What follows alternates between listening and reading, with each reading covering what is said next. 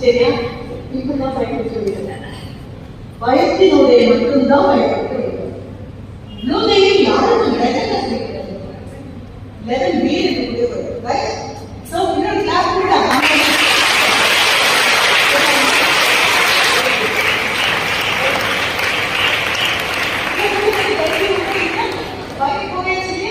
இப்படிதான் பயன்படும். பயத்தின் வழியாகத்தான் பயத்துக்குள்ள போய் போய்தான் பயத்துக்கு வெளியே பயம்னா என்னன்னே தெரியாது. அவருக்கு தைரியம் என்னன்னு தெரியாது, நிழலே தெரியாது.